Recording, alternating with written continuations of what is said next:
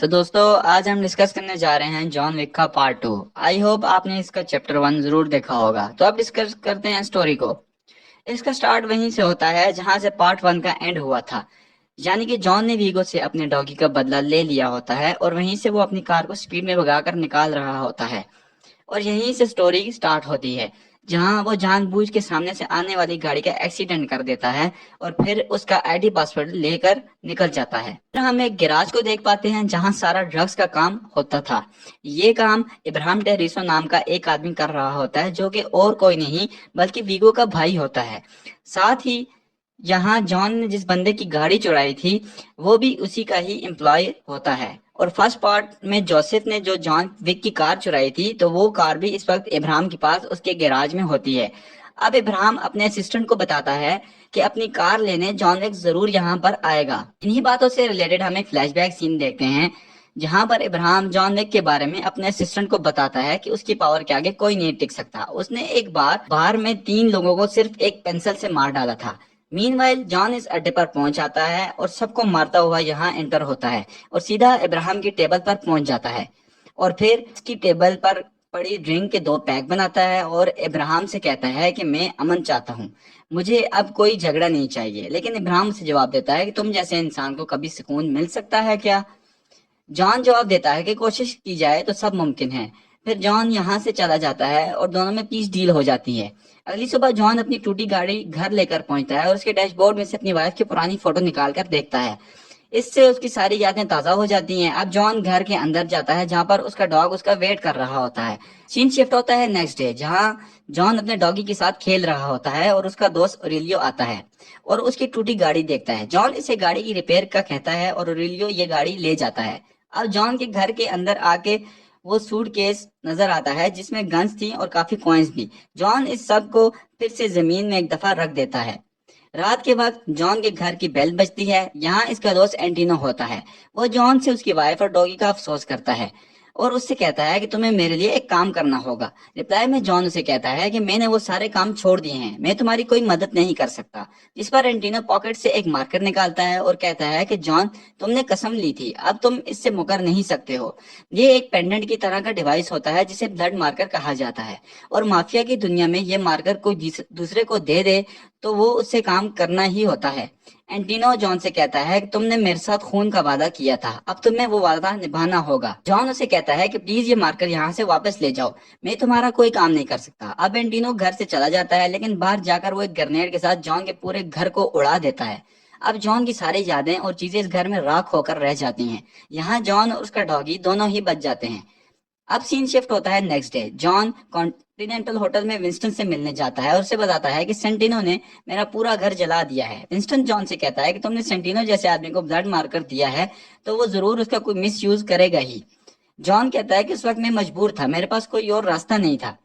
Winston John से कहता है कि 2 असूल जो कभी भी तोड़े नहीं जा सकते। एक, कॉन्टिनेंटल होटल में किसी किस्म की गोलीबारी लूटमारी नहीं की जा सकती, और 2, ये कि अगर किसी को ब्लड मार कर दिया है तो उसे पूरा करना ही होगा।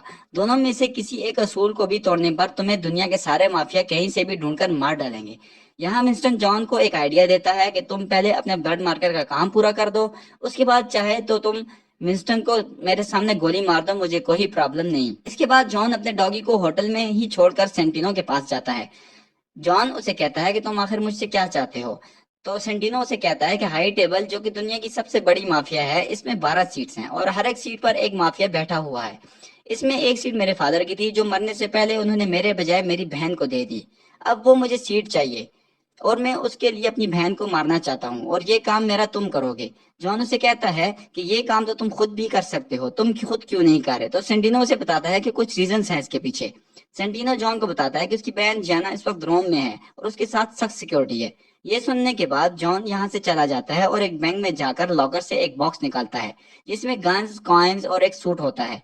सूट पहनकर जॉन रोम चला जाता है। जैसा कि हर सिटी में कॉन्टिनेंटल होता है जो कि माफिया के लिए बनाया जाता है, जॉन रोम के कॉन्टिनेंटल होटल में अपने लिए रूम बुक करता है। जॉन यहाँ होटल के मालिक जूलियास को मिलता है जो कि जॉन का पुराना दोस्त होता है। जूलियास को मालूम होता है कि जॉन रिटायर्ड हो चुका है, लेकिन जॉन से बताता है कि एक काम बाकी रह गया है जिसे पूरा करना है। अब जूलियास उसे होटल का बेस्ट रूम ऑफर करता है। जॉन اب یہاں سے ٹیلر کی شاپ پہ جاتا ہے اور اپنے لیے زبردست ٹیکسینو سوٹ بنواتا ہے اور ساتھ ہی وہاں سے نکل کر کچھ گنز بائی کرنے جاتا ہے اور بعد میں اپنے ہی کچھ دوستوں کی مدد سے اینٹونیو محل کی ساری انفارمیشن لیتا ہے، یہاں کے سارے بلو پرنٹس اور سیکرٹس راستوں کو معلوم کرتا ہے۔ یہاں پر نوٹس کیا جا سکتا ہے کہ جان جہاں بھی جاتا ہے اسے کوئی نہ کوئی ضرور جانتا ہے ہر جگہ۔ اس کی وجہ یہ ہے کہ کوئی تو جان کا اچھا دوست ہوتا ہے یا پھر کوئی اس کے دیے ہوئے قرضوں تلے ڈوبا ہوا ہوتا ہے۔ اب سین شفٹ ہوتا ہے جان پر، جہاں وہ اینٹونیو محل پہنچ جاتا ہے۔ محل میں پارٹی ہو رہی ہوتی ہے کیونکہ وہاں جانا کا تاج پوشی کی تقریب ہونے والی ہوتی ہے۔ جان محل کے پچھلے راستے سے انٹر ہوتا ہے اور جاتے ہوئے مختلف جگہوں پر اپنے ہتھیار چھپاتا ہوا جاتا ہے۔ ساتھ ہی جانا کو دکھایا جاتا ہے جو کسی مسٹر اکونی نام سے ملنے جاتی ہے۔ یہاں پر ہوتا یہ ہے کہ جانا کے لوگوں نے کونی کے علاقے پر قبضہ کر لیا ہوتا ہے اور اکونی یہاں جانا سے ملنے آتا ہے۔ جانا اس کی ایک بھی نہیں سن رہی ہوتی اور اسے وہاں سے چلتا کر دیتی ہے۔ اب جانا شاور لینے واش روم چلی جاتی ہے اور یہیں پر جان پہنچ جاتا ہے۔ جانا اسے دیکھ کر حیران رہ جاتی ہے اور پھر اسے کہتی ہے کہ تم کبھی میرے بہت اچھے دوست ہوا کرتے تھے۔ جان کہتا ہے کہ میں تمہیں اب بھی اپنا اچھا دوست مانتا ہوں، لیکن جانا کو یہاں شک ہو جاتا ہے کہ ضرور جان اسے مارنے آیا ہے۔ تو پھر جانا اس سے پوچھتی ہے کہ مجھے مروانے کے پیچھے کس کا ہاتھ ہے؟ جان اسے بتاتا ہے کہ تمہارے اپنے بھائی کا ہی۔ اب جانا اپنے دونوں ہاتھوں کی نسیں کاٹ کر پانی کے بھرے ہوئے ٹب میں لیٹ جاتی ہے اور ٹب خون سے بھر جاتا ہے۔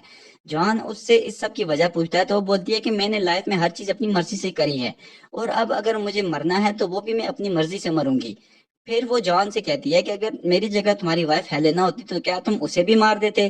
یہ کہہ کر جانا مر جاتی ہے۔ جان کام پورا کرنے کے لیے اس کے سر میں جاتے ہوئے گولی مار دیتا ہے۔ باہر جاتے ہوئے جانا کا باڈی گارڈ جان کو دیکھ لیتا ہے اور اس سے پوچھتا ہے کہ کیا تم اب بھی کام پر ہو؟ تو جان اسے کہتا ہے کہ ہاں۔ اب باڈی گارڈ کو جان پر شک ہو جاتا ہے اور ان دونوں کے بیچ فائرنگ سٹارٹ ہو جاتی ہے، لیکن مزے کی بات دونوں نے بلٹ پروف جیکٹس پہنی ہوتی ہیں، اس وجہ سے دونوں کو کوئی نقصان نہیں ہوتا۔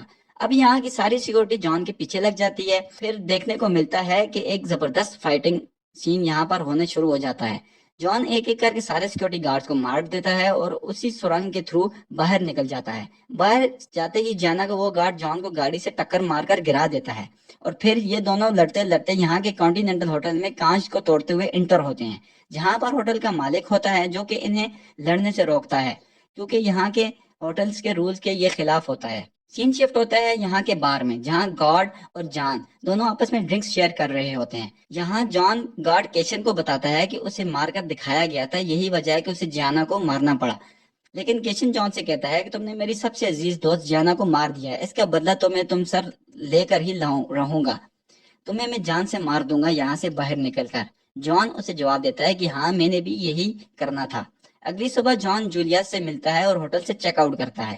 مین وائل ہم سینڈونیو کو دیکھ پاتے ہیں جو اس نے جان کے ہی سر پر $7 ملین کا انعام رکھ دیا ہوتا ہے اور یہ بات کانٹیننٹل میں موجود سارے مافیاز تک پہنچ جاتی ہے۔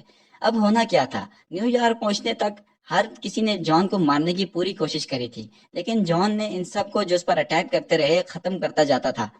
ٹرین میں پہنچنے پر جان کیشن کو دیکھتا ہے، یہاں ان دونوں کے بیچ بھی تگڑی فائٹ ہوتی ہے، لیکن آخر میں جان ایک چاقو اس کے سینے میں گھوم دیتا ہے اور اسے کہتا ہے کہ یہ اگر تم نے سینے سے باہر نکالا تو تم وہیں پر زندہ مر جاؤ گے، تمہیں میں زندہ اس لیے چھوڑ رہا ہوں کیونکہ تمہارے اور میرے کہیں نہ کہیں سینٹیمنٹل جڑے ہوئے ہیں۔ جان پھر وہاں سے نکل جاتا ہے، لیکن اب بھی کافی لوگ اس کا پیچھا کر رہے تھے تاکہ اسے مارا جائے۔ ان سب کا مقابلہ کرتے کرتے جان اب بہت تھک چکا ہوتا ہے۔ پھر بھاگتے بھاگتے وہ ایک بھکاری کے پاس آ جاتا ہے اور اسے ایک گولڈ کوائن دے کر کہتا ہے کہ مجھے اس کے پاس لے چلو۔ اب یہاں سارے اسیسن پہنچ جاتے ہیں جو کہ جان کے پیچھے پڑے تھے، لیکن وہ بھکاری بھی کسی سے کم نہیں تھا، وہ ان سب اسیسنز کو مار ڈالتا ہے۔ سین شفٹ ہوتا ہے نیکسٹ ڈے، جہاں ہم دیکھ پاتے ہیں کہ جان کے سارے زخموں کو بھر دیا گیا ہے اور اس کی ڈریسنگ ہو چکی ہے اور وہ ایک سیف جگہ پر موجود ہے کیونکہ کل رات وہ بھکاری سے کہہ رہا تھا کہ مجھے اس تک پہنچا دو، تو وہ تھا باوریکنگ۔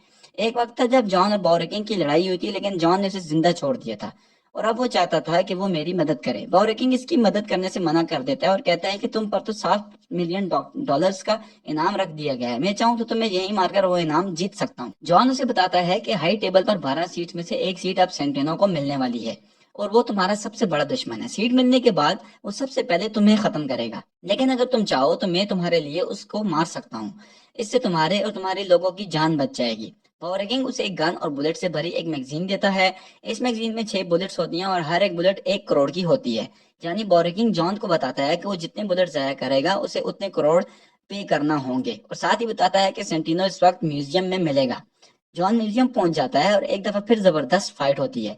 जॉन 6 की 6 गोलियां लोगों को मार देता है, मगर सेंटिनो वहां से भाग जाता है और कॉन्टिनेंटल होटल में चला जाता है क्योंकि वो सेफ जगह होती है। वहां जाके ओनर विंस्टन से कहता है कि जॉन की मेंबरशिप को कैंसिल कर दिया जाए, लेकिन विंस्टन उसकी बात नहीं मानता क्योंकि जॉन ने यहाँ के रूल्स की खिलाफ वर्जी नहीं की होती। यहाँ अचानक जॉन पहुंच जाता है और इसके हाथ में पिस्टल भी होता है। विंस्टन जॉन को रोकने की पूरी कोशिश करता है, लेकिन जॉन बगैर कुछ सुने सेंटिनो को सर में गोली मारकर वहीं उसका काम खत्म कर देता है। इसके बाद जॉन अपने जले हुए घर में डॉगी के साथ आता है, जहां उसे मिलने से कॉन्टिनेंटल का रिसेप्शनिस्ट चरण आता है और कहता है कि विंस्टन ने उसे मिलने का कहा है। विंस्टन जॉन से कहता है कि तुमने सबके सामने सेंटिनो को मारकर खतरा अपने सर ले लिया है। मैं मजबूर हूँ और खतरा मोल नहीं ले सकता। तुम्हारे पास 1 घंटा है और सारे माफियाज तुम्हें मारने के लिए यहाँ पर आने वाले हैं। जॉन उनसे कहता है कि जिसको मुझसे टकराना है उसे बोलो आ जाए, मैं तैयार हूँ। जिसके बाद विंस्टन उसे एक्स कम्युनिकाडो घोषित कर देता है और जॉन वहां से अपने डॉगी को लेकर चला जाता है। और इसी स्ट्रॉन्ग सस्पेंस के साथ ये मूवी यहाँ पर एंड हो जाती है।